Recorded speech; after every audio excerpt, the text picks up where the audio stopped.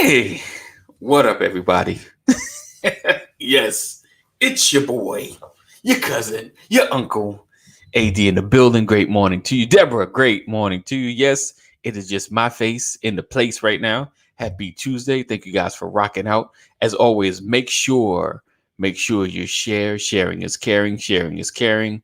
I feel like I haven't been on alone in forever. What up, Mama McCory? Great morning to you. It's like I don't even want to call you by your first name. I just cannot do that. Thank you for sharing. Thank you for sharing. Thank you for sharing. Is he back in the building? Yes. T little. What's happening, y'all? What's happening? I had to wake Thank some you. folks up in my house, man. They don't want to do that. Listen, my daughter's infamous for that. Boy, you wake up, it's like, all right. Then I'm like, I don't hear any movement, nothing. Wait. Yeah. He said, where the friends are? They're here. They're here now. Yeah, They're man. here now. I'm not Yeah, by yeah, myself. yeah. I'm not by myself. Yeah. I What's hate, up, Cheryl? I hate for somebody to tell me, wake the babies up. Okay, wake the babies up. And then I go in the room. I don't know if Lexi do this, but I go in the room, wake Zariah up. I'm up. Cut my light off, please. As soon as I cut the light, see that's the kiss of death right there. I don't cut the light up. I flick that light on. Nope, you better get up. Just so you know, you remind yourself. Oh, I need to get up. It's too much darkness in here. Right. God said, "Let there be light." Be light. Right. I was here with him. I had to go wake the babies up for school. All right. So let's roll into this intro, roll into this program, and let's get rolling. Hold on, uno momento. And is that it? I think that's it. Bam. Nope, that's not it. That's the thank you. That's the thank you. This is the. But don't be the meal. Remember when you said that? Don't be the meal. Experience is the best teacher, but truth is the Holy Spirit is the best teacher. If you can find the straightest path to the queen that you're supposed to be with, I believe in, and she finds her straightest path to you, and I think it gets away from all those, the skeletons in the closet. We aim for the wrong things. Right. We aim to make our children a good husband. We aim to make our children good wives or successful businessmen or whatever. Right. The aim is wrong. Trending is not happening without curiosity. So what's driving curiosity? You understand?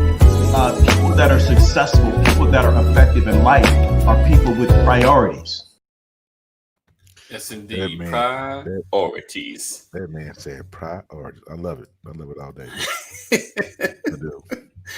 Oh man, I'm grateful how it always comes together, because trust me, that's not like some super editing plan. That's just like, okay, that sounds good. Oh, that sounds like that might go. It happens, right? And it just kind of falls together. You're like, oh yeah, that sounds good. All right. What's up, Chris? All right. What's up, Chris? Great morning to you. Thank you for hanging out in the comments. We definitely look forward to seeing you tomorrow, manana. All right. So today, peoples, we are talking about who's influencing your community. So yesterday, it kind of was along that same line, old school church versus new school. Yeah. Great morning, Miss Mary. Great morning. Kind of along those same lines. Very interesting conversation. So today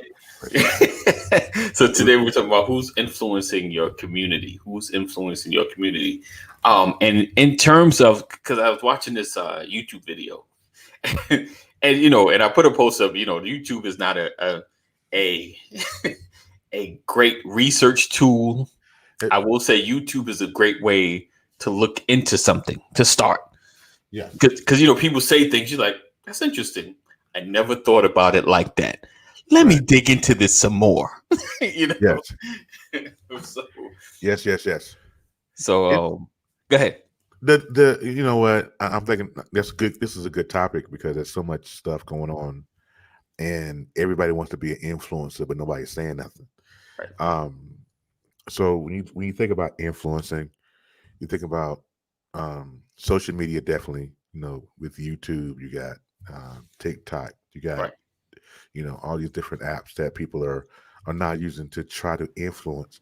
One of the beautiful things I saw, talk about influencing the community. Hey, what's up, We have the Pastor? Brian in the house. There's a young lady on TikTok. Her name is Brittany Renee. She's out of Louisiana. Okay. And when Hurricane Laura just came through, and so what she did was on her TikTok, she used her platform to help 10 families. Wow. And so what she did on her TikTok is that she set up a Cash App, and everybody, that all of her followers, they wanted to give her money for the Cash App. Right. And she was able to bless 10 families Wow. in Lake Charles. She went up to Lake Charles, did video up there, Wow. and it was able to give the families $500 a piece. Wow. That's nice. Which is great. So as long as people are using that type of influence, that platform, and do something like that, that's where it's good. But when you're using your platform to spew, hatred or just to destroy the community, then that's where it's bad. Right. Definitely. I think it's imperative that we connect with folks that are building our community up, doing great things. There's always information to be shared. Let's keep it real. There's always something to be shared, something to be learned. But I think we should start leaning towards more of a fact-based sharing of information as opposed to just opinion. Right. And when you share opinion, and it's funny, and it took someone really saying it that really blew my mind about it. He was like, what people do a lot of times, a lot of people that's trying to drum up fear and things, they take a fact. This is a fact. This is a story, and they twist it. They take apart certain things to reconstruct the narrative that they want you to see. Right. And I begin to notice that more and more. And my wife said, "Why are you always going down a rabbit hole?" But I realize when someone puts up something that looks like fact, and then they put their opinion in it, and then someone reads it, it always goes in their mind, and it begins to influence them. You might look at it like that might be far-fetched, but it sits in your mind. So what it's crazy. What I'm encouraging those that see things like that, you don't have to go into a big debate. Take what you know, put the fact down there, so when someone else sees it, they begin scrolling comments. They see your comment, they're like, you know what? That pulls them out a little bit. Just like you're right. They are kind of twisting what's being said. Right. Then when you see two different things, like, I'm gonna check this out myself. Because when you're constantly inundated with the same information, it almost seems like this must be true. This must be correct information if everybody's saying the same thing. Yeah. So that I think for myself, I've become like this vigilante, like, okay, that's wrong. This is what's actually being said. Like you read and you gather your own opinion, but don't follow just an opinion of somebody else based on the information that they put. So I think with this influence, because it's changing, it's a lot of it's dividing us. Right. Can you give an example of what you're talking about? Yeah. Okay. So there was this report, and it just happened like 2 days ago, with the CDC and the 6%. I don't know if you guys seen that. So they were saying 6% of the 100% of people that died was directly from COVID-19. Right. So everybody took that as saying they lied, and 94% of the people did not die from COVID. It's not what the CDC said. They're saying 6% directly was just COVID. The rest of the 94% was based on a pre-existing condition which COVID affected them. They still died from COVID, but the main thing was like diabetes or respiratory, but things that were interrelated into COVID. Essentially, COVID expedited their demise because they had pre-existing conditions. And so now people are saying, well, they died of COVID-19. No, they died because they had diabetes. And so the question is, would they have died had they not got COVID? Contracted COVID? Right. And the answer to that is probably no, at least not as quickly.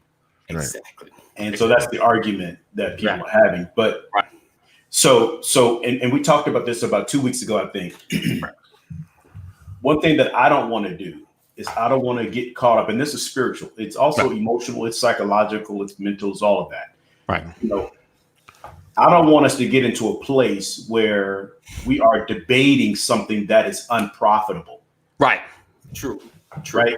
Because whether they died of COVID-19, I mean, for the books, that's a political argument. Right. They want to be able to assign blame to someone for something. Right. Assign blame to, the government that they're not doing enough. Assign blame to the scientists saying that they're not sharing enough. Whatever it is, it's a blame game. And so for me, yes, rabbit hole. Right. That's what it is. Right. Because who wins in that argument? The person is gone. Right. Doesn't really matter. I mean, you want something for the family to be able to rest on, but they're busy trying to lay to rest their loved one that has departed. Right. So what I'm saying is, I know that it's important to understand the cause of death. Right. Yeah. I just don't think it's an argument that should be debated publicly. Right. Right.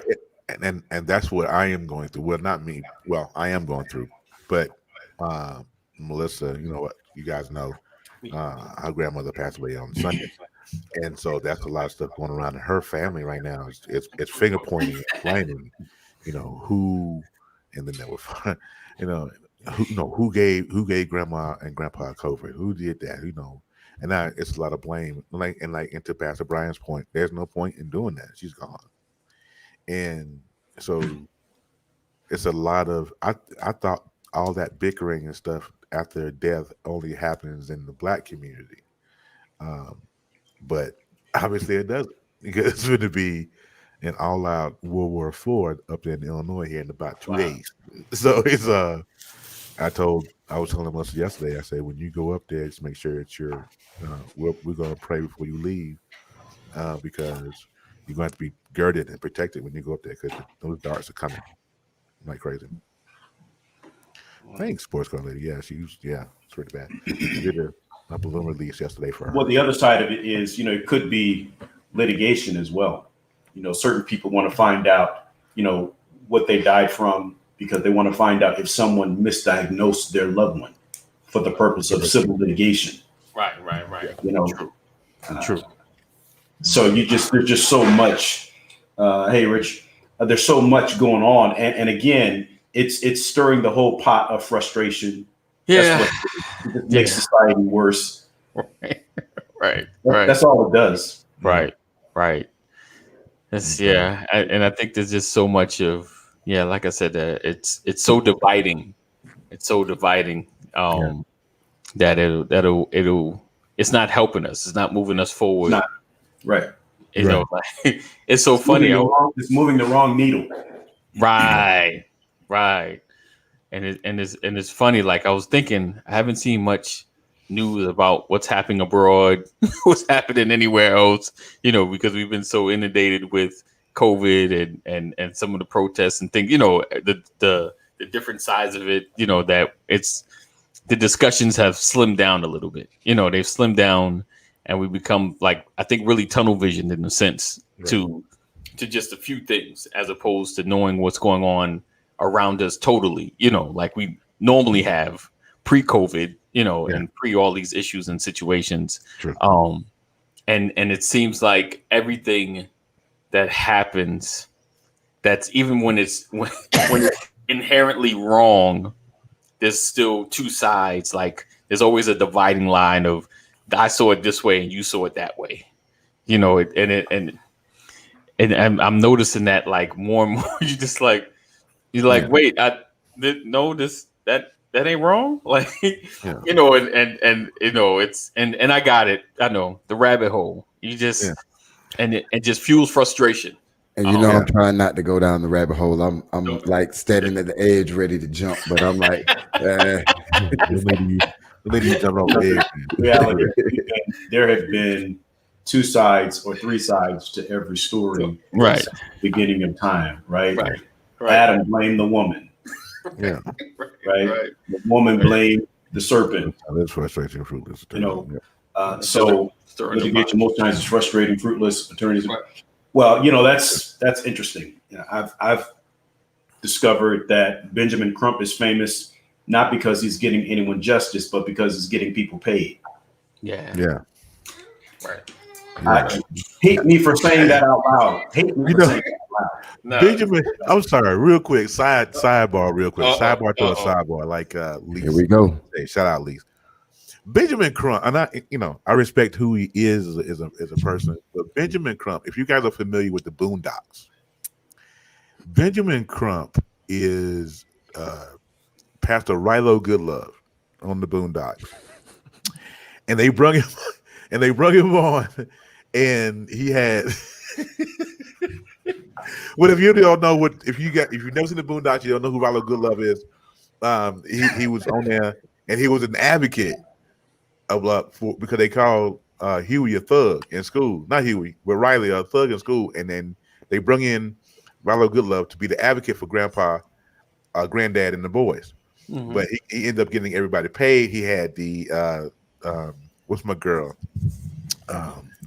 the white lady everybody hate. She looks like a dude in the face. What's the name? Not Conway. I can't think of her name right now. But anyway, they had her on the cart. They cartoonized her, had her on there, and so he was getting everybody else paid except for Granddad and the boys. I think that's what every time I look at Big Crunch, what I think about Rilo Goodlove. Oh, so if you don't know who that is, I need you to go Google it. It's a funny reference. Rilo Goodlove. Yeah, I don't. And my thing is, I commend him for his success and all of that. I mean, right. His idol was Thurgood Marshall. So I'm grateful to have an advocate like Benjamin Crump. And when I said what I said, I wasn't trying to be sarcastic. I think you cannot financially replace the loss of a life. That's exactly right. Right. What you can do is hit them hard enough to make them recognize that you cannot continue to do this. That's right. And I think that's the goal. Yeah. But I just feel like what happens is we quietly move aside and we become counselor for the next victim, and we say you're going to get paid. Right. And so now it becomes a different focus. Right. And so what I'm saying is, again, we're talking about fruitful versus fruitless exercises. Right. I'm all for getting justice. I'm all for financial compensation because I believe those families need that anyway. Right. Exactly. Yeah. Right.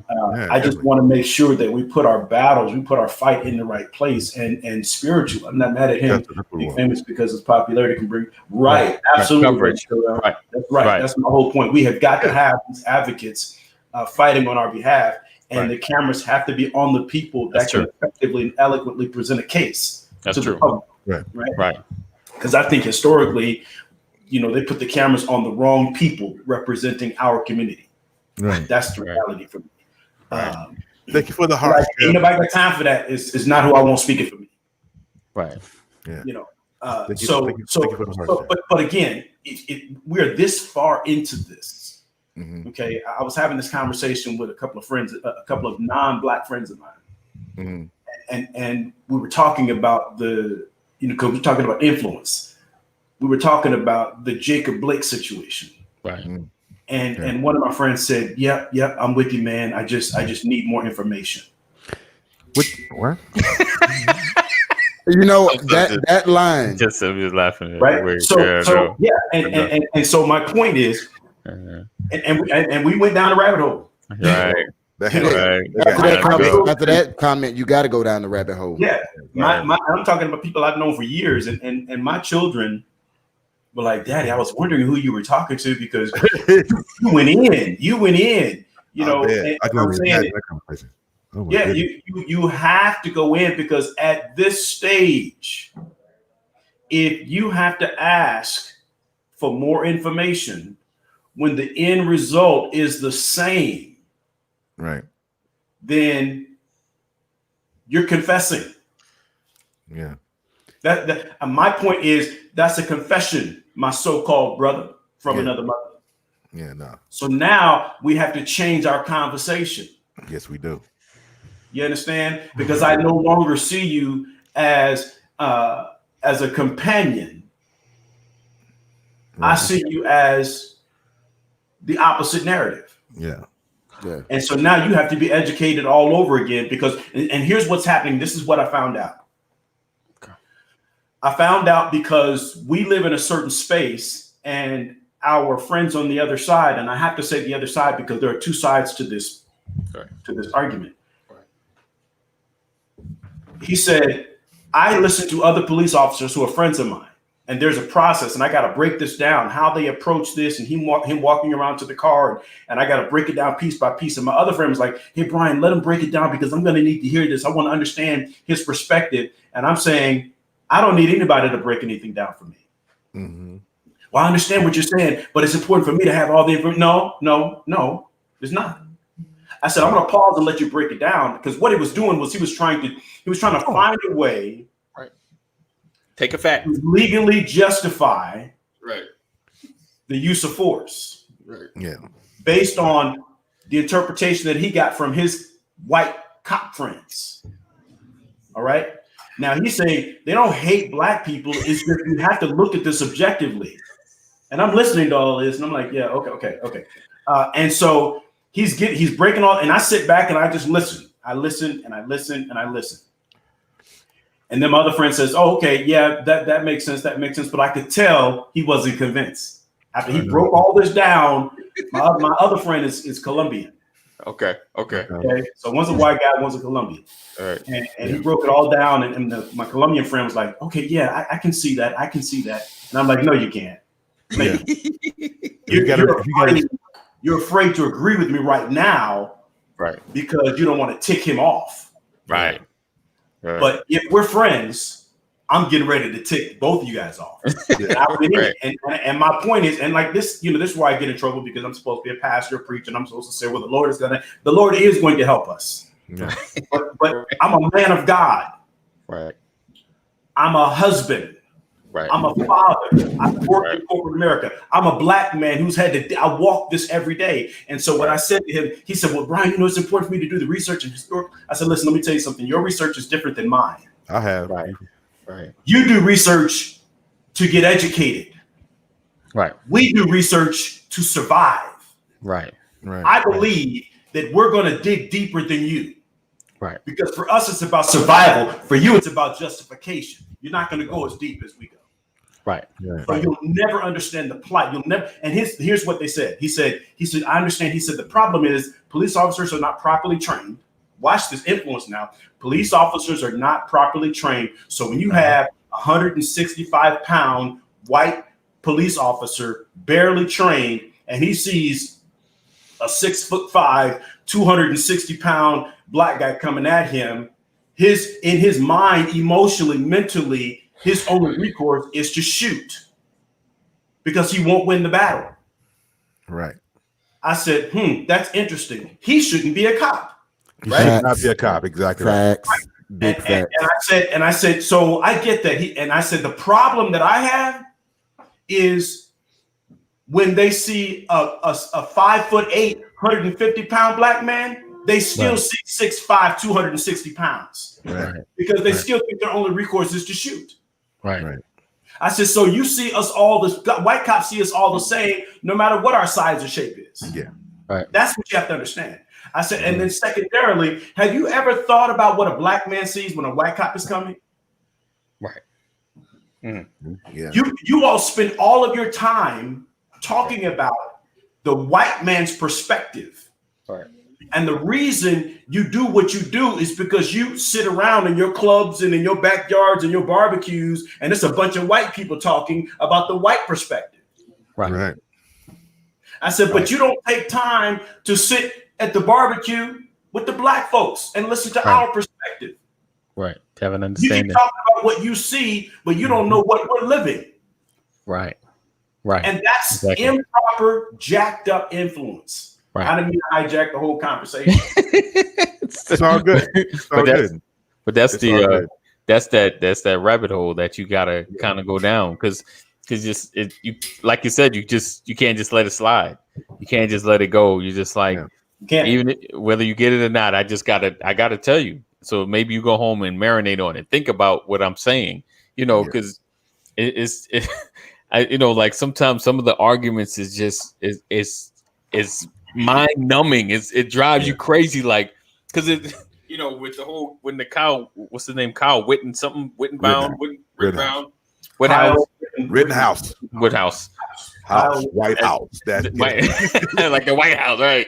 I'm just saying, like we was clear for the first day or two. I was waiting.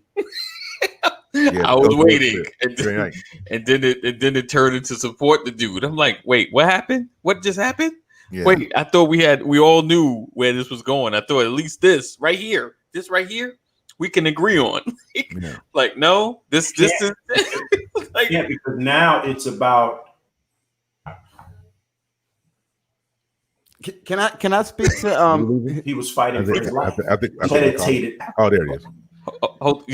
You said you froze. You was about to drop a nugget. You said now it's about, and then you froze. Now it's about him fighting for his life. Okay. Right. Okay. And no longer about the whole premeditated act of driving from one state to another. No one is talking about the fact that he's 17 years old with an AR-15. Yeah, nobody's talking about that because that's the illegal thing. Well, no, nobody's talking about the fact that his mother drove him there. Yeah, got to rest her butt too. Right. Even this person, this individual in Washington, D.C. at the big house said, I can't even say his name anymore. He said, well, he was fighting for his life, and it looked like if he hadn't have done that, he was probably gonna get killed. Yeah. Really? Yeah. Really? See, this is the equivalent of going to a zoo, leaving your child unattended, and a silverback grabbing. And then you want to kill the silverback for being a silverback. Right. You don't put yourself in a gorilla's cage and not expect the gorilla to be a gorilla. If you want to fight for your life in that case, don't go to the zoo. Right. I am so sick and tired. Terrell asked, have any of you guys lost friends over this? Let me tell you, my reality has been blown completely to Sam Hale and back, right? Yeah. I served in the Army just like Pastor McCrory, and one of the things that I'm pretty sure Pastor McCrory can tell you, same thing I can tell you. When you're in the Army, there's this overwhelming urge that the only color that matters is green. Now, granted, it's not green anymore because the uniform changed, but that was something we all heard. The first sergeant talking about your friend, people in your unit getting in fights and you not helping or y'all not winning the fight. It wasn't black or white. It was about your green brother or sister. So that indoctrination, which is needed, that indoctrination falsely put a false state of security around me, because there are several white people that I'll take a bullet for right now, that if they call me up, it's on, because of what we've been through together and because of what we've seen together and what we've experienced together. Right. And then along comes Polly, the 45th president, and with the 45th president, all the issues and drama that our country has had to endure since he's been in office, right? So people that I've been shot at with, people who we've lost friends together, people who been at my children's first birthday parties, people who I've been at their children's parties, and I was comfortable enough to leave my children with, and I rarely ever do that. I'm starting to see comments. I'm starting to see opinions. I'm starting to see, dare I say, true colors come out. And I'm looking like, who are you? And what have you done with Ben? I'm just going to make up a name. I'm like, who are you? Because for the last 12 years, all I know is we've gone to the same clubs. We've drank together. We've cried together. We've prayed together. We've done all these things together. And yet here we are, since let's see, Ahmad, let's see, we can say Ahmad, we can say George, we can say Brianna, we can say, I mean, we're in COVID and we're still yet again talking about more cases and people are I don't get it. Are you stupid or are you dumb? Because, and I hate to talk like this sometimes, but you got to talk like this sometimes. Are you stupid or are you dumb? 7 shots, unarmed, guy breaking up a fight, going back to his car, no weapons, no reason to be under arrest or to be detained. What more do you need? I feel like Tyrese right now. What more do you want from us? Yeah. Like literally 7 shots to the back. Right. 7 shots. Right. But never, and please add. Not one did you engage, not once did you engage a taser. Right. Or did you engage other non-lethal methods? You automatically jump to de-escalate with the weapon. But listen, he grabbed the shirt. He grabbed the shirt, pulled him back so that he could shoot him. Right. So, listen, man. And here's the reality. This situation is insane. It's literally insane. It's the same stuff happening. Right. Another black man, another black woman, a black kid. What's next? A black elderly? So we've had preachers killed while they're preaching. We've had preachers killed. We had people pray for a person, and the same person they pray for shoot and kill. I mean, at what point, America, do you let this go? At what point do you let this go? And do you see reality? And miss me with the BLM Antifa BS. Let me explain. And I'm sorry for hijacking this, but let me explain. All right. You got 30 seconds. BLM, the organization, is crap. BLM, the organization, don't stand for what I stand for and what the black community stands for. We know that. Stop saying that when we say our lives matter. Because I'm not a part of the Black Lives Matter organization. I detest Antifa the same way I detest the KKK. You are too smart to try to lump me into the same organization when I say my life matters. What more do I have to say? Another dead black man in the street because a trigger-happy, scared cop. What more? You are smart enough to see that the pain that I'm screaming, that I'm yelling, the agony that I'm feeling has zero to do with some organization hijacked by some rich white billionaire who only cares about an opinion and a position that defies the elite on the opposite side. You are too smart. Too smart. So, okay. Hey guys. All right. So get into that. Passionate this morning. I like very it. Passionate. I like it. I want you guys, listen, if you're on the Facebook land or on Periscope, we'll be switching over to YouTube in about 30 seconds. And we're gonna really get hot in there. And then I want to kind of visit something you said, but we're talking about influencing your community, right? So we know what you watch and what you listen to a lot kind of influences your thought process. You know, it influences how you think, it influences your decisions, you know, and as strong as you are, if you're constantly listening to something, it can influence your direction and how you see things, you know, because you can see something one way, and then if you constantly hear someone speaking about a situation another way, it can influence your judgment. Just a quick thought on that, because what happened, and then we're gonna go. If you think about all of our white counterparts or those that listen to other stations or watch other television shows or talk shows and things of that nature, remember they've been watching this stuff for years. You know, they've been watching certain things, certain programming for years, as well as we watch other things. So when it came to a head, and the Wendy Williams of the country begins to start all this drama, now there's a separating of narratives, because that's what he is. He is the Wendy Williams of the country. Yeah, Wendy Williams. He's separated the narrative. You know, for us, we see one thing, which is like Ain't that obvious? And for others, someone has shifted it and now they see something else. And if I'm constantly listening to something else, now my opinion changes, or not even really changes. It just becomes clearer. I have a response to that, and it touches on something that Ephraim Terrell put in the comments. All right. Are we jumping now, or we jumping right now? I'm gonna hit a little promo, then we'll be over in YouTube. All right, guys, listen. Follow us on YouTube. If you're on Facebook, right at the bottom of the link, there's a click. Click that link, and you'll be sitting. Yes.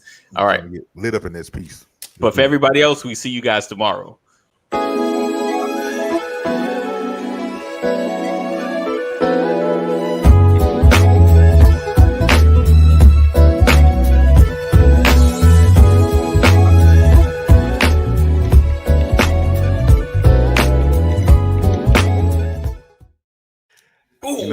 I didn't realize how short that outro was. So you should have known. You should have known. I was like, man, that outro is short.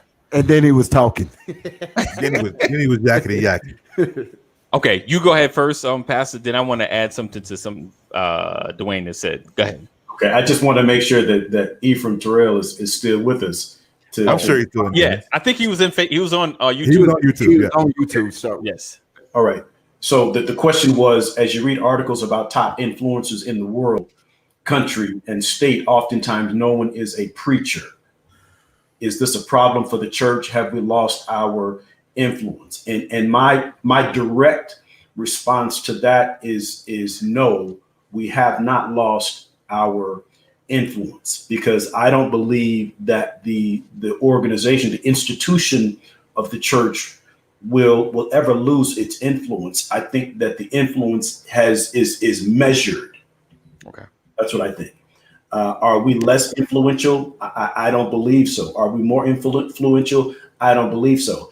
I don't believe there is a true barometer that can measure the influence of the church. And the reason I say that is because there are so many believers who are not on the front lines.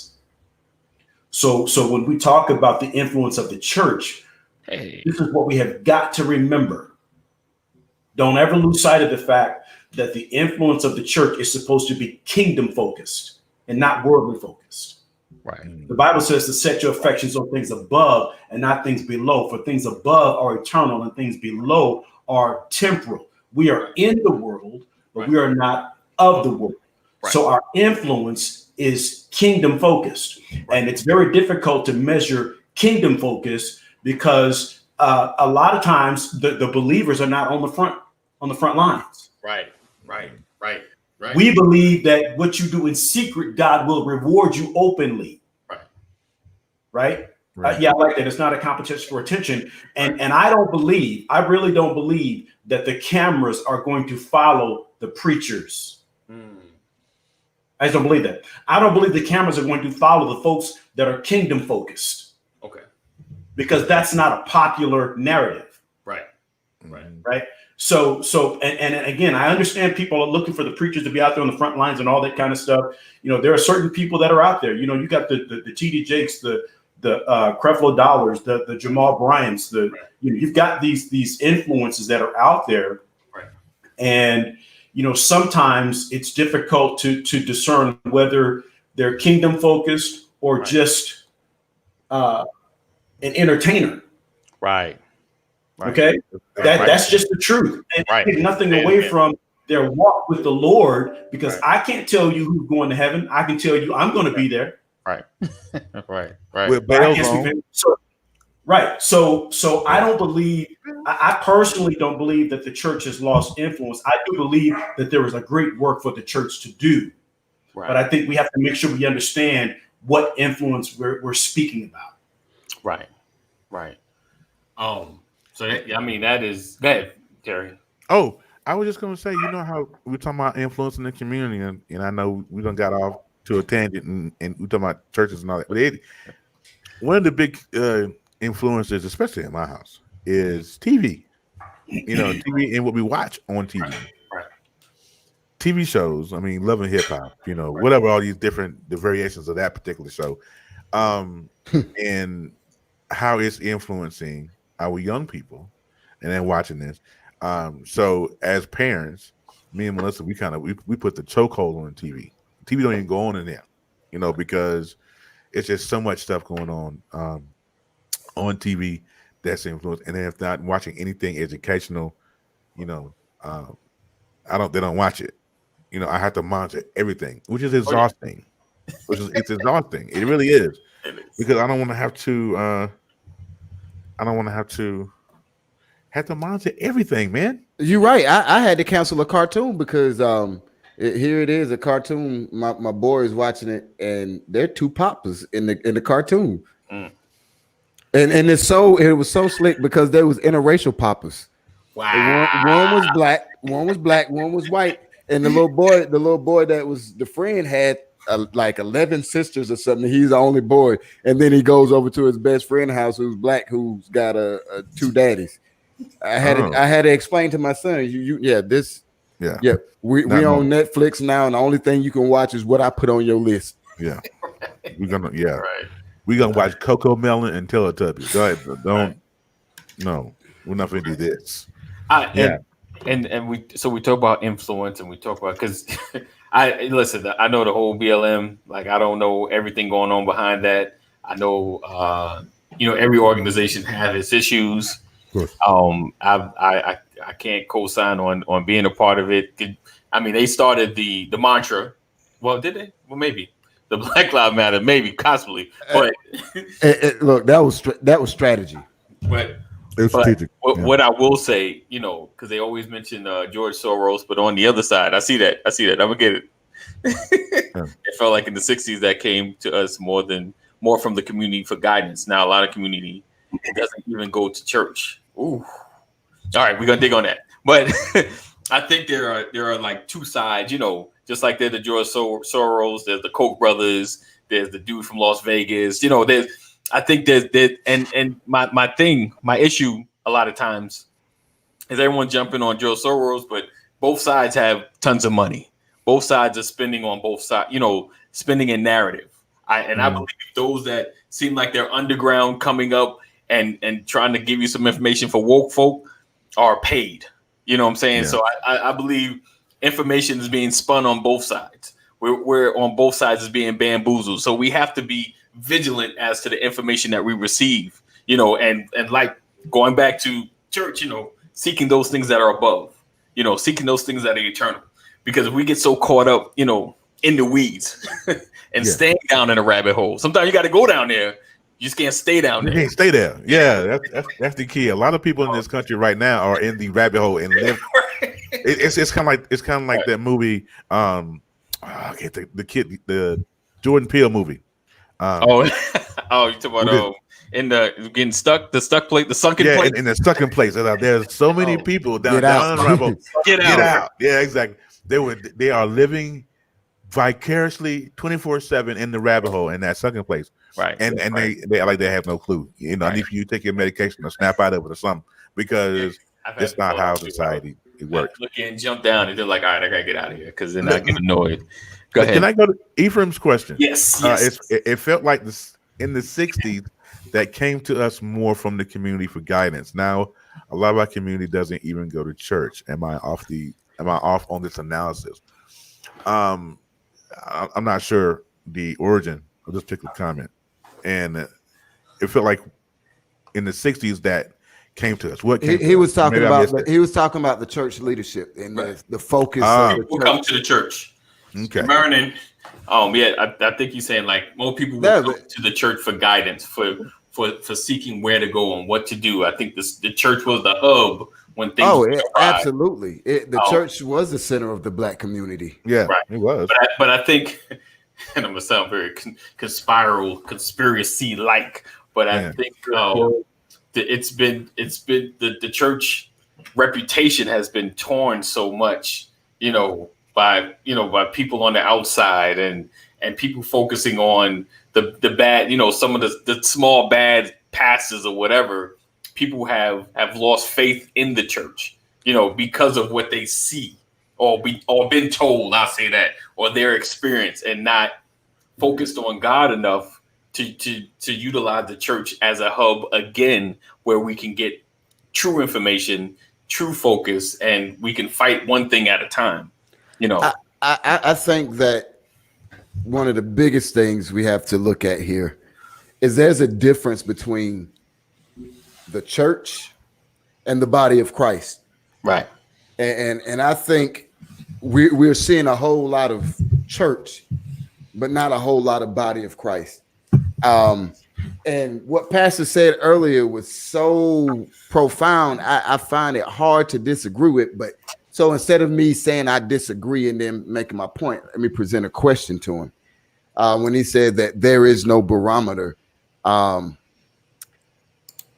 was just thinking in my mind, I thought that there were some forms of a barometer because there's several places where the Bible talks about standing in for those being oppressed and the ones that are receiving injustice for us to champion their cause. When you got educated Christians who can read, I mean, all you got to do is go to about 6th, 7th grade and you can read Psalms, you can read Jeremiah, you can read Isaiah, where the Bible gives you instructions. Hey, you see injustice, you fight it. You see oppressed people, you lift them up. Mm-hmm. I think that it shows that there's a lot of people that are in the building, but not in the body. Mm. Yeah. So I guess my question is, when you said there's no barometer, were you speaking generally speaking, or like would that case be somewhat of a barometer because the lack of action speaks that either A, you don't care about it, B, it's not important to you, or C, you don't believe it's God's will? All right. I love your perspective. And because I'm so silly and so because I can be so foolish, I'm going to give you what the scripture says, because Brian McCrory don't want to answer that. I want the word to answer. Okay. Because you're asking about the barometer. And when I say that, I'm not speaking in general terms. I'm speaking in terms of reality.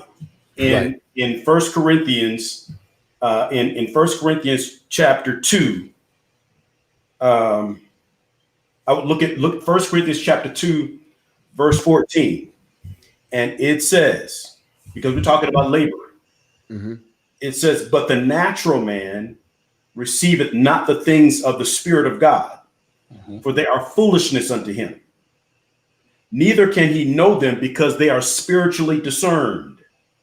But he that is spiritual judgeth all things, yet he himself is judged of no man. For who has known the mind of the Lord, that he may instruct him?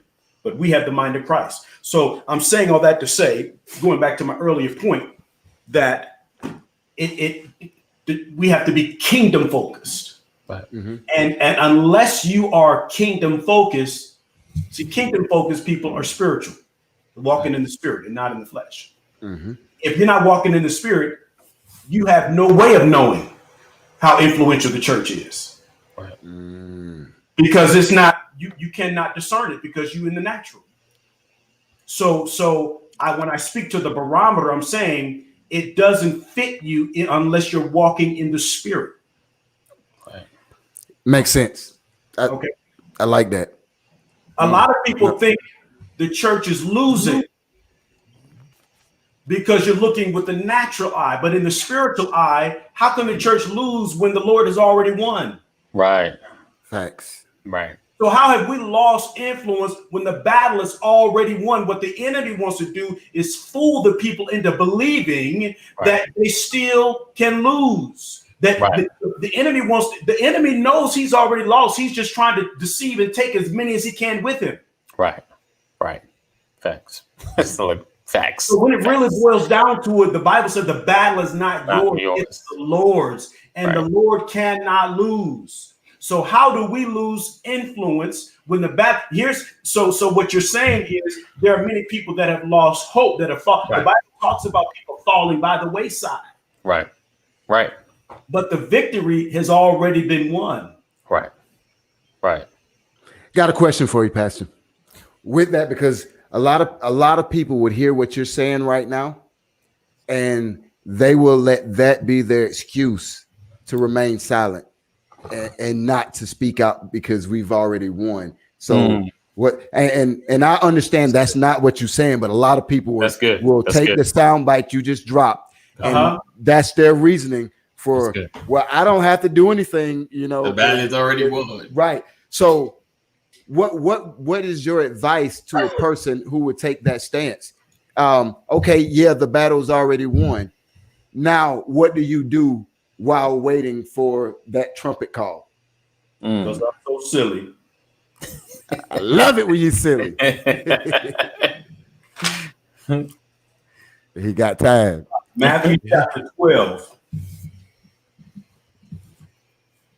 Matthew chapter 12.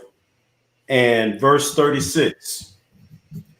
But I say unto you, so what I do is I can't always remember the actual location of the verse. So I have to type what I know in Google to go find the verse. All right. But I know the word. Matthew 12 and verse 36. But I say unto you that every idle word that men shall speak, they shall give account thereof in the day of judgment. For by the words thou shalt be justified, and by the words thou shalt be condemned. So you're going to have to give an account. Right. When you come into the knowledge of Christ, the clock starts. Right? So now you have to give an account of what you've done. What have you done since you believed? Right. What Jesus asked. Right? So now you have to give an account of your actions since you accepted Christ. Since the time you accepted Christ. So for people who will use any excuse not to do anything, I would say be careful, because you're going to have to give an account.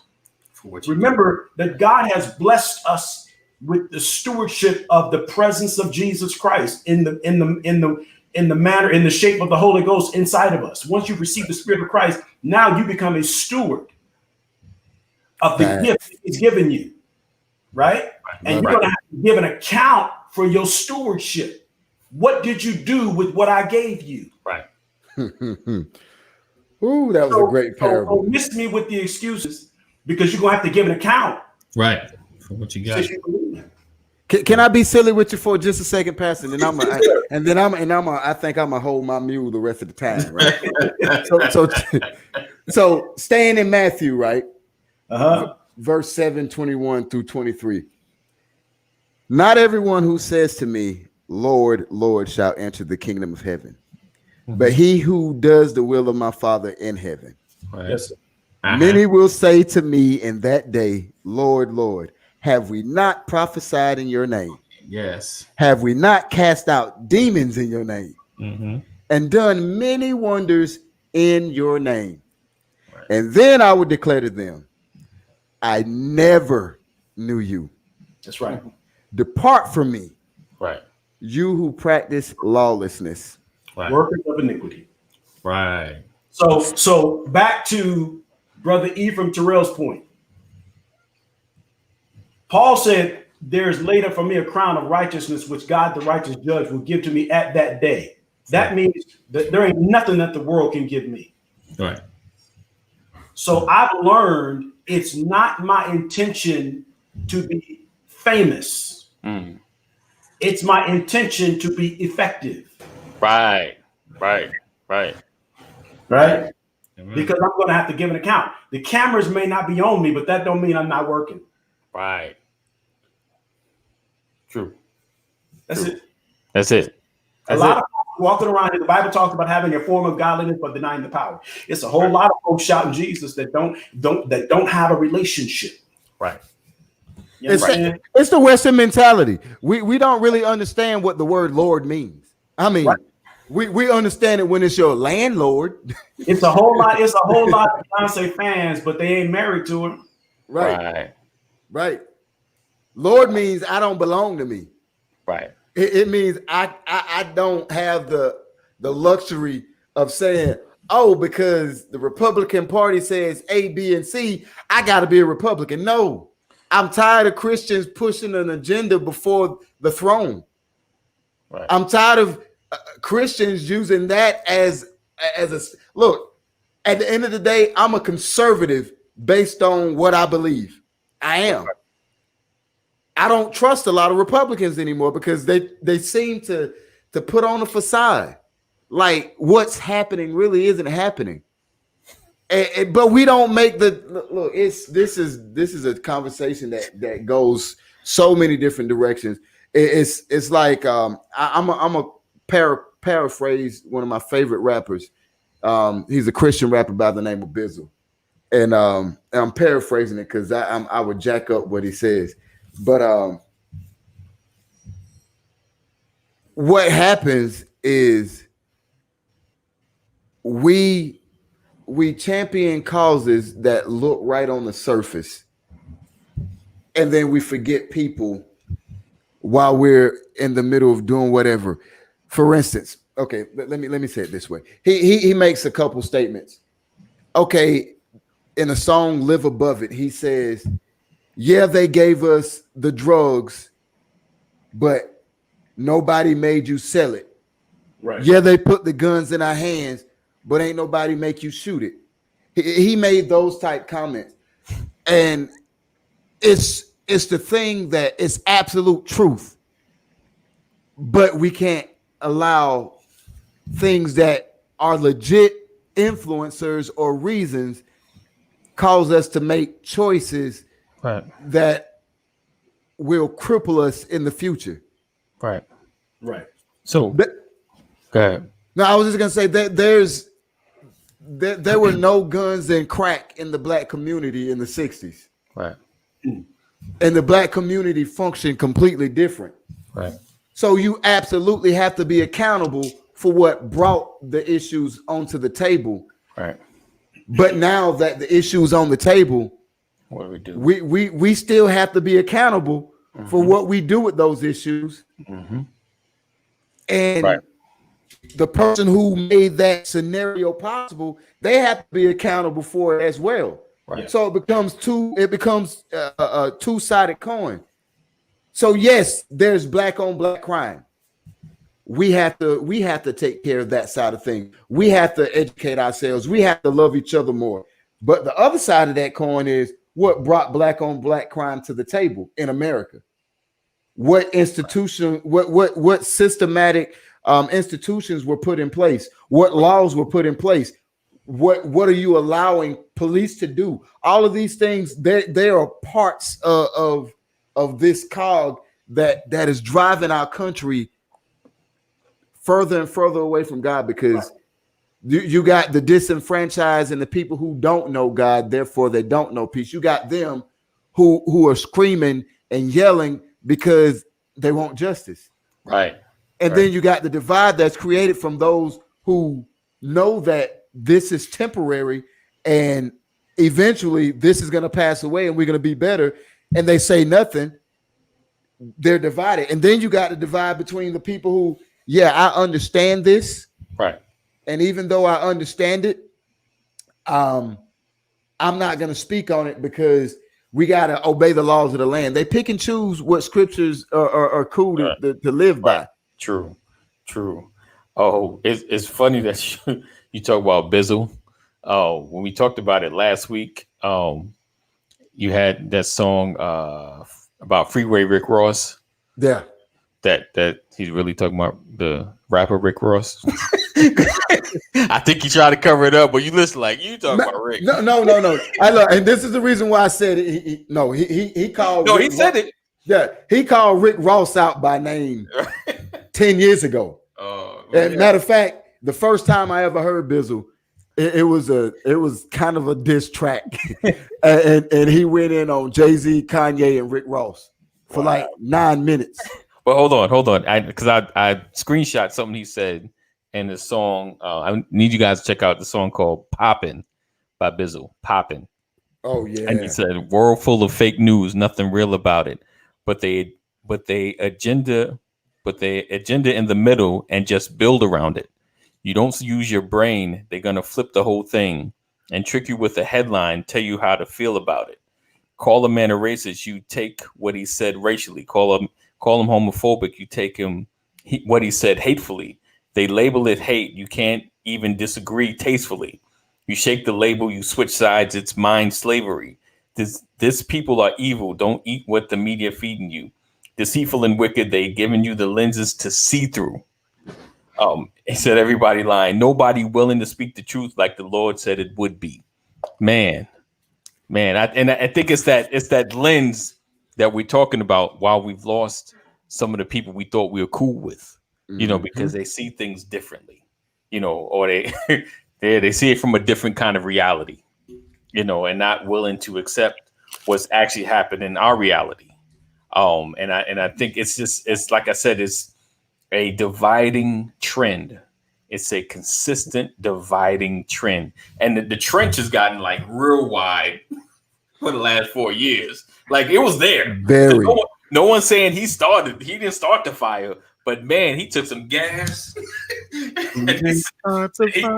he lit fires places that was like, wow, I thought we were done with this part of this America, So it's look. They're gonna be. We're gonna see that fire in history books for years. They're gonna be teaching our children, my grandchildren, during the 2000s, the teens, when Donald Trump was America's first president. He came to power from a business mogul and came in. They're gonna be like, he had black people and white people who hadn't had problems with each other, hating each other after 3 years.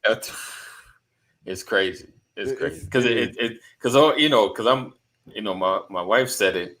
That's a good one, but we'll get that. How do you help people take the shades off? I got a simple answer. We can go into detail on it at another date, but I got a simple conversation, Ashley. I mean, a simple solution. People only take shades off. Their perspective can only change when their knowledge change. The Bible, when it talks about people, it says a couple things. It says, out of the abundance of the heart, the mouth speaks. Right. As a man thinketh in his heart, so is he. Right. So these are heart issues, Ashley. And in order for perspectives to change, the diet has to change. Like diet and exercise, equate it to the physical. Right. You're not going to lose weight and tone muscle if you don't change your diet and work out. Right. America is not going to change its perspective concerning racial injustice, bias, or any other agendas if we keep eating and ingesting and accepting the same old status quo, that it's okay to kill a black man because he was probably a criminal anyway. George Floyd, although he was killed, he was a criminal because the police was there for the $20, the counterfeit bill. He was a criminal. Plus, he had did some stuff in the past. Right. But they don't have that same narrative for the kid who had a rap sheet that was longer than George Floyd at the age of 17, who crossed the state lines with a hunting rifle, even though he was underage and shouldn't have been with the rifle unless he had an adult supervision. And he is protecting himself. You see the difference? Or you look at the newspaper and you see a white father who murdered his entire family has a headline about this big. And then a black man who was falsely arrested for stealing, and it's in the paper, it has a headline this big. Right. And then they start to paint the picture. It's diet. We have to change thinking. We have to change what we ingest. We have to change what we accept as the norm. Right. And sometimes it's on both sides, because sometimes you can consume too much of it and you get filled with so much hate that everything just is hate. You're angry, and when something may happen and there are legitimate stops, legitimate shootings, you're so angry, you try to find something in everything, right. And there's things like that dilute the cause, because now we're fighting for everything. They're like, look, he had a gun, though. He pulled it out. Like they have now it's a legitimate case for there to be lethal force. So we just have to have a healthy diet of truth. You have to have a healthy diet of what's going on and be objective and use the right perspective. You gotta have that humanity. Understand, because you got one side that's not seeing the humanity in it, and you have the other side that's we're just angry. So and listen, when I said angry, I don't mean we all out there rioting. I'm just pause on that. You can be pissed off without breaking stuff. Right. I'm just because did you just say what? No, I didn't say that. So he didn't, but I'll say I understand it. Right. But go ahead. I was just gonna say, my whole thing is I'm tired of people wanting to categorize the rioting. Granted, right. I do not condone burning somebody else's stuff, tearing up. I don't condone it. But, and I'll say this till I'm blue in the face, I 100% understand it. I do, but I just hate it. Yeah. I do. Just don't get us anywhere. I don't think it does either. But you got to realize when you look at the history of America, there's been 117 slave revolts, aka race riots throughout the 400. Well, not even four. Well, since the 1621. Right. There's been a lot. Right. There's been a lot. Right. And every last one of them came on the tail of a handful of things. Right. Either somebody was killed and we're tired of it and we're not taking it anymore. Right. Or somebody was killed and raped and killed and we're tired of it and we're not taking it anymore. Right. So when stuff starts burning in America, I guarantee you, go about 2 weeks before stuff started burning. I guarantee you there's a dead nigga somewhere. Excuse my language, but I said it how I meant it. Right. Right. Terry? So, on that note, we appreciate you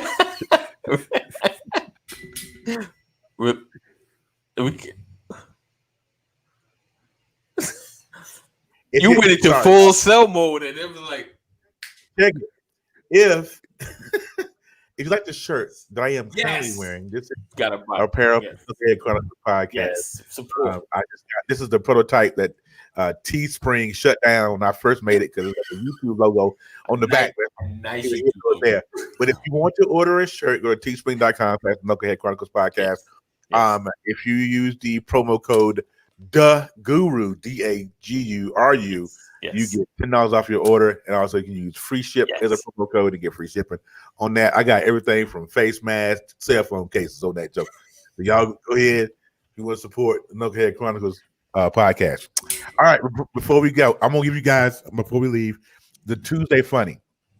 And this video has just surfaced in my memories today, and AD has been looking for this video forever, and I've been looking forward to. So, oh no, with the door open, so I don't get it. My son is not happy. He doesn't want to go get on the bus today, but he's not happy. So, anyways. Oh, you got a separate thing? What? Another monitor? Yeah. Okay. All right, let's see. This was taken about a year ago. Me and my wife were on a field trip at the Redfish Lake up here in Idaho. And this was my first time on the boat. All right. Classic. Then we gonna get out of here. Yeah. Oh, we can't hear. Hello. But you don't really need to hear it. You just need to see his face. She's driving the boat. I'm scared to death. We're in the middle of Redfish Lake. Yeah, I kind of forgot where I work. So look at that. It's beautiful though. But I'll tell you, I'm scared to death. I promise you, I'm scared to death. I don't know what's going on. She's doing good though. It's not my first time. Oh, she said about her first time. So what? Now you see that I'm in a life jacket. Yes, and she's not. Yeah. She said, I'm good. She said, I'm thugging. Most lakes want you kind of to go like in the same circle. You know what I mean? Like, I don't think this was the one where I made the noise. And I could see that. That's I just don't give a shit here. Ooh, I'm Oh, sorry. yes, yeah. Now we, she's okay. Go a little faster, I guess. I'm scared to death. Oh, yeah, it is. It is. Picking up some water now, so. On the phone. Yeah, I need to hold it, make sure I don't lose my hat. And she just going fast. Ain't going. Okay. So,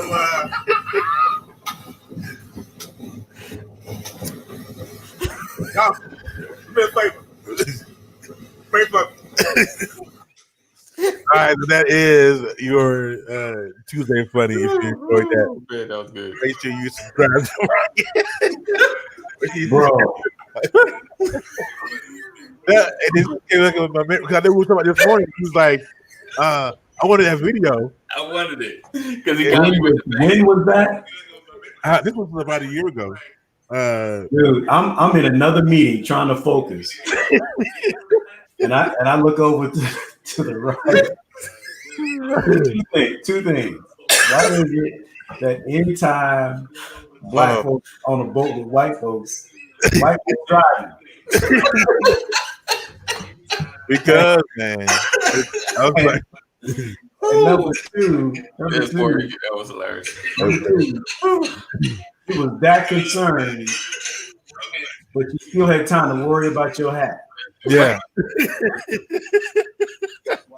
I didn't want to lose my hand on the lake, man.